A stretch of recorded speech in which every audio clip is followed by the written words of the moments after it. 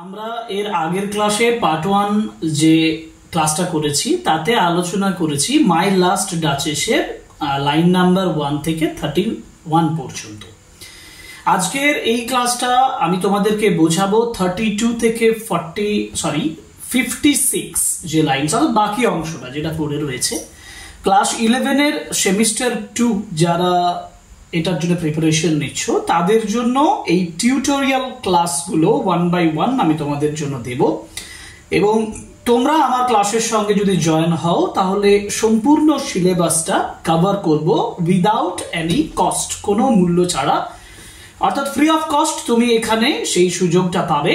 তাই তোমাদেরকে request, subscribe করে নাও চ্যানেলটা, লাইক করো, কমেন্ট করো, শেয়ার করো আমাদের ভিডিওগুলো। এটা সম্পূর্ণ তোমাদের ব্যক্তিগত ব্যাপার এবং তোমরা এই ক্লাসগুলো থেকে অতি অবশ্যই সাহায্য পাবে, অতি অবশ্যই প্রিপারেশন করে নিতে পারবে, এই গ্যারান্টিটা আমি দিতে পারি। So my last duchess last part শুরু করছি আজকে আমার English learning channel English edition.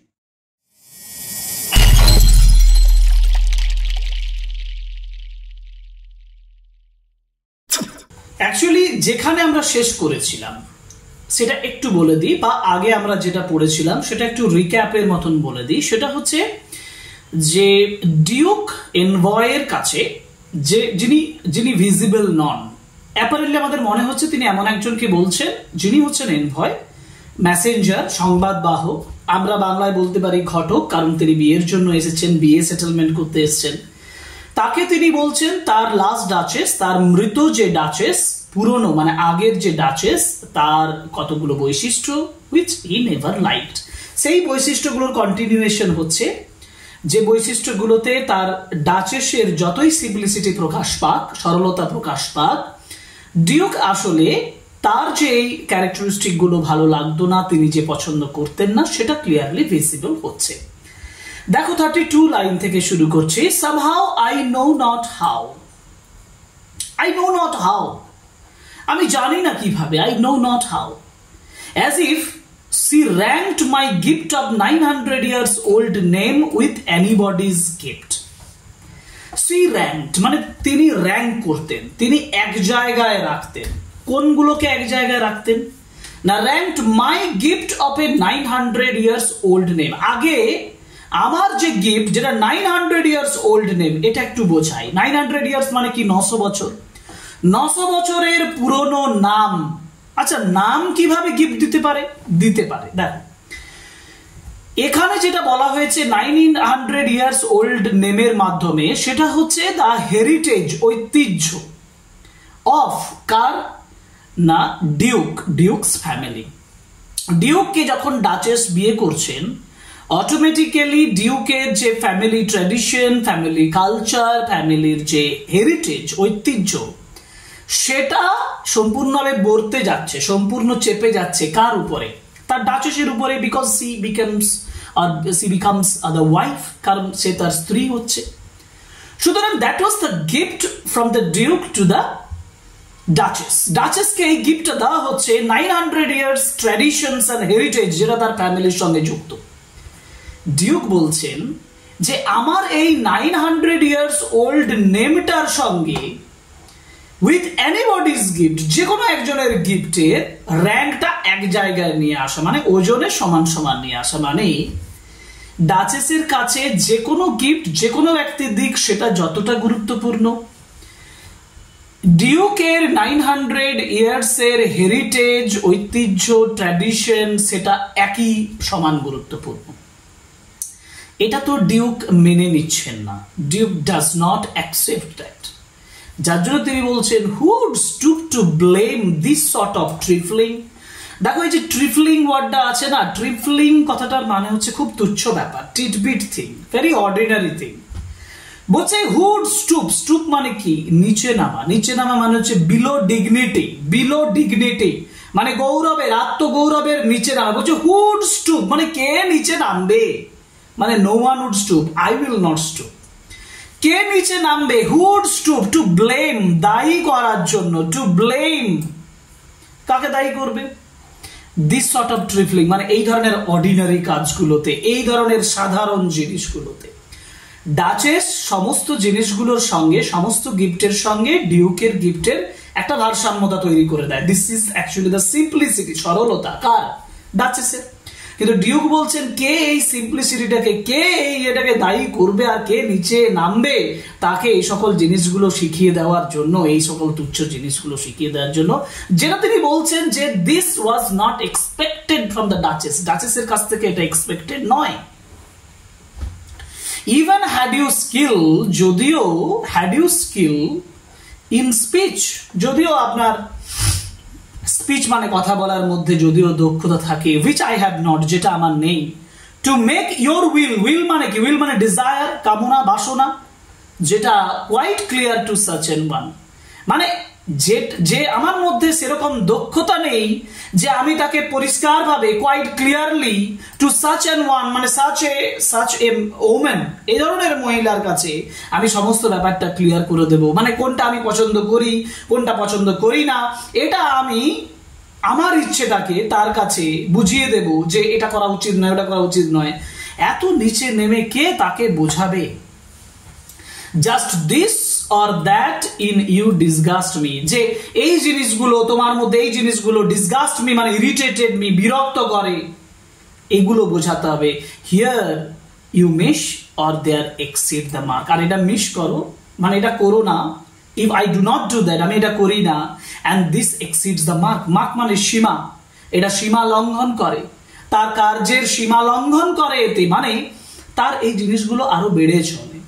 And if she let herself be lessoned so, আর যদি তাকে শেখানো হয়, if she let herself, যদি সে নিজেকে শেখায়, if she let herself lessoned so, যদি নিজেকে সে শেখায়, not plainly set her wits to use, forsooth at once, সঙ্গে সঙ্গেই made excuse, she will make excuse about her conduct, তার আচরণের নিয়ে সে একটা এক্সকিউজ, অজুহাত তৈরি করে দেবে।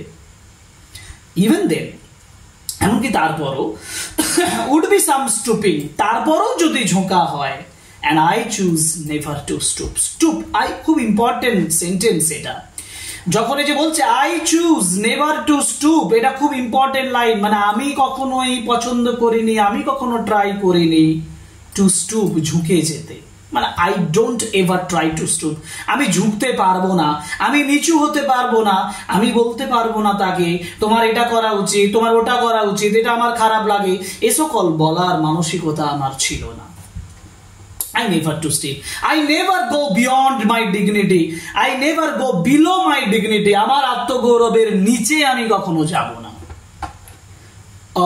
Oh sir, she smiled, তিনি হেসেছিলেন, নো ডাউট, নিঃসন্দেহে। পরে 44 থেকে যাব, দেখো, whenever I, she smiled whenever I passed her, হ্যাঁ আমি যখনই পাশ দিয়ে পেরিয়ে যাই, whenever I passed her, আমি যখনই পেরিয়ে যাই, she smiled, সে হাসে।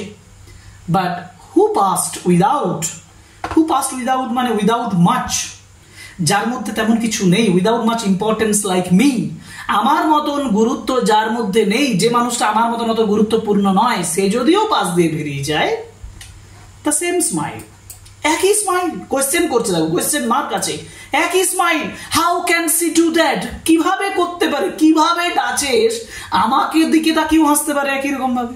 আবার একজন আমার মতন নয়, আমার মতন কোয়ালিটির নয়, আমার মতন র্যাঙ্কের নয়, আমার মতন বৈশিষ্ট্যের নয়, আমার মতন মর্যাদা সম্পন্ন ব্যক্তি নন, সেই ব্যক্তিরা যখন পাশ দিয়ে পেরিয়ে যায় একই হাসি হাসেন। তিনি প্রশ্ন করছেন কিভাবে হয়, how can she do that, this grew, এটা বেড়ে গিয়েছিল, আই গেভ কমান্ডস, আমি আদেশ দিয়েছিলাম, the never do that, never do that, এটা করবে না, I gave commands, then all smile stop together, এটা দুটো জিনিস বোঝায়, তারপর সমস্ত হাসি থেমে গেল, তারপর সমস্ত হাসি, অল স্মাইল, সমস্ত হাসি, স্টপ টুগেদার, থেমে গিয়েছিল। আচ্ছা, অল স্মাইল স্টপ টুগেদার মানে সমস্ত হাসি থেমে গেল, মানে মৃত্যু, ডেথ। এখন ডেথটাও মানে যেটা আমরা শুরুতেই বলেছিলাম যে ডিউকেই হয়তো মেরে ফেলেছে, ডিউক ইজ দ্য মার্ডারার, এই লাইনটার মাধ্যমে সেটা প্রকাশ পাচ্ছে। আর এটা নাও হতে পারে the death of the duchess stopped the smiles of the duchess, এটাই হয়তো বোঝাতে চেয়েছে। দুটোই আমাকে ইন্টারপ্রিটেশন মনে রাখতে হবে। বলছে then all smile stop together, তারপর সমস্ত হাসি থেমে গিয়েছিল। There she stands as if alive, ওই দেখুন ওখানে তিনি দাঁড়িয়ে আছেন যেন জীবন্ত অবস্থায়, প্রাণবন্ত অবস্থায়, লাইভলি অবস্থায়, লিভিং অবস্থায়। Will it please you rise, দেখুন চেঞ্জ অফ টোন, টোনটা চেঞ্জ করছেন, সরাসরি কনভারসেশনাল ওয়েতে চলে আসছেন। কনভারসেশনাল ওয়েতে এসেই ডিউক ওই এনভয়কে বলছে আপনি প্লিজ একটু উঠবেন, মানে তাকে রিকোয়েস্ট করছেন আপনি একটু উঠুন। উই উইল মিট, আমরা সাক্ষাৎ করব দ্য কোম্পানি বিলো, কোম্পানি মানে সঙ্গ, মানে একদল মানুষের সঙ্গে আমরা সাক্ষাৎ করব। বিলো মানে নিচে, বিলো মানে ডাউন স্টেয়ার্স, সিঁড়ির নিচে, সিঁড়ি দিয়ে নিচে নেমে গিয়ে নিচের তলায় আমরা কিছু মানুষের সঙ্গে যোগাযোগ করব, দেখা করব। দেন তারপর আই রিপিট, আমি রিপিট করছি, the count your master's known munificence. Munificence কথাটার মানে হচ্ছে জেনারোসিটি, উদারতা। এই যে মিউনিফিশনস মানে উদারতা, বলছে আই রিপিট, আমি রিপিট করছি। আচ্ছা এই কবিতায় তো তিনি রিপিট করেননি, রিপিট মানে পুনরায় বলা, আমি পুনরায় বলছি, তাহলে কি বোঝাচ্ছে? এটার দ্বারা বোঝাচ্ছে যে কথাটা এবার ডিউক বলতে যাচ্ছেন সেটা তিনি আগেও একবার বলেছেন। কি বলতে যাচ্ছেন তারপরে এখানে আমি ব্যাখ্যা করে দেব। I repeat the count your master's. দেখো এই প্রথম আমরা দেখলাম যে ব্যক্তিটা বসে আছে সে কার কাছ থেকে এসছে? কাউন্টের থেকে এসছে। অর্থাৎ যে ব্যক্তিটার সঙ্গে ডিউক কথা বলছেন, ডিউক যে ব্যক্তিটাকে নিজেকে এক্সপ্রেস করছেন সেই ব্যক্তিটা হচ্ছে কাউন্টের একজন এনভয়, কাউন্টের কাছ থেকে আসা একজন সংবাদ বাহক বা ঘটক আমরা বলতে পারি, বিয়ের অ্যারেঞ্জমেন্ট করছে। তো সেই কাউন্ট আপনার মাস্টার, বলছে আপনার মাস্টার, আপনার প্রধান, আপনার প্রভু, আপনার মালিক যে কাউন্ট ইজ নন মিউনিফিশনস, মিউনিফিশনস মানে জেনারোসিটি, উদারতা, তিনি উদারতার জন্য পরিচিত। ইজ অ্যাম্পল ওয়ারেন্ট, ওয়ারেন্ট মানে হচ্ছে গ্যারেন্টি, যথেষ্ট, অ্যাম্পল মানে enough, enough guarantee that no just pretence of mine for dowry will be disallowed। দেখো ডাবল নেগেটিভ করা আছে এখানে, no just pretense, আরেকটা বলেছে disallowed, অর্থাৎ কোন যে pretensions means claim, আমার যে ক্লেম, আমার যে দাবি, আমার যে কথা যে আমাকে কি দিতে হবে? ডাউরি দিতে হবে। ডাউরি মানে পণ, বিয়ের পণ দিতে হবে, সেটা ডিসঅ্যালাউ করবে না, অর্থাৎ অ্যাকসেপ্ট করবেন, নিশ্চয়ই তিনি গ্র্যান্ট করবেন। তাহলে আই রিপিট মানে কে রিপিট করছে? ডিউক রিপিট করছে। ডিউক বলছে আমি রিপিট করছি, মানে অলরেডি তিনি যে ডাউরির কথাটা বলছেন সেটা অলরেডি অ্যাকসেপ্টেড হয়ে গেছে, মানে আগে অ্যাকসেপ্টেড নয়, অলরেডি আগে কথা হয়ে গেছে, তিনি এই কথাটা আগে কথা বলেছেন। That's why he is repeating. তিনি বলছেন দ্য কাউন্ট, আপনার কাউন্ট যিনি জেনারোসিটির জন্য খুব পরিচিত, তিনি ইজ অ্যাম্পল ওয়ারেন্ট, যথেষ্ট তিনি গ্যারেন্টি দেবেন নিশ্চয়ই যে আমার যে ক্লেম অফ ডাউরি সেটা ডিসঅ্যালাউ হবে না, তাকে অ্যাকসেপ্ট করা হবে, গ্রহণ করা হবে। দো হিজ ফেয়ার ডটার সেলফ, যদিও তার ফেয়ার ডটার মানে সুন্দরী মেয়ে, তার সুন্দরী মেয়ের সেলফ মানে দেখতে, মানে তার নিজস্বতা। As I promised at starting is my object, daughter self, ডটারের নিজস্বতা আমার অবজেক্ট। দেখো অবজেক্ট মানে বস্তু, একটা বস্তুর সঙ্গে তুলনা করছে যাকে তিনি বিয়ে করতে যাচ্ছেন, একটি মেয়েকে, একটি লেডিকে। যদি লেডিকে বিয়ে করতে যান এবং তাকে অবজেক্টের সঙ্গে তুলনা করছেন, মানে মেটেরিয়াল অবজেক্টের প্রতি মানুষের যে আকাঙ্ক্ষা, মানুষের যে ডিজায়ার, বিশেষ করে upper class status of society, তারা যে মেটেরিয়াল ওয়েলথ, মানুষের থেকে মানুষের সম্পদের গুরুত্ব বেশি, সেটাই মানে importance is given too much more on wealth, not on the human value. মানুষের মূল্যবোধের উপরে গুরুত্ব দিচ্ছে না, ওয়েলথের উপরে গুরুত্ব দিচ্ছে। নেই, no we will go together down, তারপরেই তিনি ব্যাখ্যা বলছেন যে নে no no no no no we will go there down, আমরা একসাথে যাব। স্যার অ্যাড্রেস করে বলছেন, দুটো জিনিস বলা হয়ে গেল এখানে। তারপরে বলছেন নোটিস নেপচুন। আচ্ছা নেপচুন হচ্ছে গড অফ সি, সমুদ্রের দেবতা। তো বলছে we will go together, notice Neptune. নেপচুনকে দেখুন, একটা স্ট্যাচুকে দেখাচ্ছে, ব্রোঞ্জের statue. Notice Neptune though taming a C horse, taming মানে হচ্ছে কন্ট্রোল করছে। সি হর্স মানে একটা সমুদ্র ঘোড়া, সি হর্সকে কন্ট্রোল করছে। এটা একটা পিকচার বলবো না, মূর্তি, আইডল। থট এ রেয়ারিটি, মানে this is a rare statue, এই ধরনের স্ট্যাচু না যেখানে god Neptune is controlling, is monitoring the seahorse. এটা একটা rare material object which Claus of Insberg cast in bronze form, যেটা ক্লজ অফ ইন্সবার্গ যিনি এই আইডলটা তৈরি করেছেন, সেই আইডল তৈরি করার মানে বক্তব্যকারী ব্যক্তিটি হচ্ছেন ক্লজ অফ ইন্সবার্গ, যিনি ব্রোঞ্জের আমার জন্য তৈরি করেছেন। দেখো এখানে একটা ইমেজ দিয়েছে এক কথায়, এটাও সিম্বলিক্যাল মিনিং বহন করছে। কিরকম? Neptune taming a C horse, এটা কিসের ইমেজ প্রকাশ করে? এটা প্রকাশ করে the control of the higher class society, higher class people over others, অন্যান্যদের উপর হায়ার ক্লাস পার্সন, উচ্চ শ্রেণীর মানুষদের যে কন্ট্রোল, সেটাকে প্রকাশ করছে এই টেমিং এ সি হর্সের মাধ্যমে। এখানে এই কবিতায় অ্যাকচুয়ালি ডিউক তিনি নিজেকে বোঝাতে চাইছেন যে এই যে নেপচুন যে সি হর্সটাকে টেম করছে, মানে Duke has total control over everything, এবং Duke is going to control the life of the lady, but the daughter of the count, who is also going to be under his dictatorship, under his authority, তার কর্তৃত্বের মধ্যে পড়তে চলেছে সেই lady, সেটাই এখানে বোঝানো হয়েছে। Though rarity which Claus of Insberg cast in bronze form, Claus of Insberg যেটা ব্রোঞ্জের তৈরি একটা স্ট্যাচু, এটা আমাকে এখানে তিনি দিয়েছেন, এবং দিস ইজ টোটালি সিম্বলিক্যাল। এটার থেকে তোমাদের লং কোশ্চেন আসার চান্স রয়েছে। ঠিক আছে, এইভাবে ডিউক কি করলেন? ডিউক তার অথরিটি প্রকাশ করছেন, ডিউক তার ডিক্টেটরশিপ প্রকাশ করছেন, ডিউক কন্ট্রোল ওভার এভরিথিং, তার সমস্ত কিছুতে কন্ট্রোল রয়েছে সেটা দেখানোর চেষ্টা করছেন। তিনি বোঝাতে চাইছেন যে এক কথায় তার পুরনো লাস্ট ডাচেসের মধ্যে which the qualities with the last duchess had, last ডাচেসের যে কোয়ালিটিগুলো ছিল, they were not expected from the new duchess, new ডাচেসের কাছ থেকে সেগুলো এক্সপেক্টেড নয়।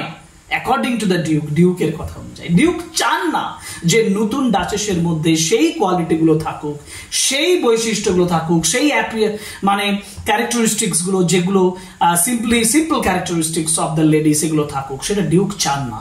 এটা সম্পূর্ণভাবে যেমন দুটো পার্সন ডিউক ডাচেসের কোয়ালিটি প্রকাশ পাচ্ছে, ঠিক একই রকম ভাবে the Victorian society has been express quite beautifully through this particular poem and through the mindset of the duke, ডিউকের মাইন্ডসেটের মাধ্যমে প্রকাশ করা হচ্ছে। এই হচ্ছে আমাদের my last duchess complete analysis in Bengali. বাংলায় আমি অ্যানালিসিস করে দিলাম। তোমরা নিশ্চয়ই পার্ট 1 ক্লাসটা করার পরে আজকের এই ক্লাসটা করলে তোমরা ওয়েট করো এই নেক্সট আমাদের এই যে বললাম টিউটোরিয়াল ক্লাস, টিউশন ক্লাস। তাহলে এই পোয়েমটা দিয়ে আমরা শুরু করেছি আমাদের টিউশন, এরপরে আমরা এসে কিউ নিয়ে আসবো, এসে Q from My last Duchess, এসে কিউ কমপ্লিট করব, তারপরে লং কোয়েশ্চেন করব, তার সঙ্গে সঙ্গে আবার অন্যান্য টেক্সট গুলোও পড়াবো। সুতরাং আজকের ক্লাসটা হচ্ছে আমাদের ক্লাস নম্বর 2, আমাদের টিউটোরিয়াল ক্লাসের class number 2 on the explanations in Bengali on my last duchess. আজকের টিউশন ক্লাস এখানেই শেষ। পরের ক্লাসে এসে কিউ আলোচনা করব। Stay with me, stay with us, stay with my channel. Subscribe my channel, like, comment and share my videos. That is the only criteria that I put before you. Thank you very much. Good.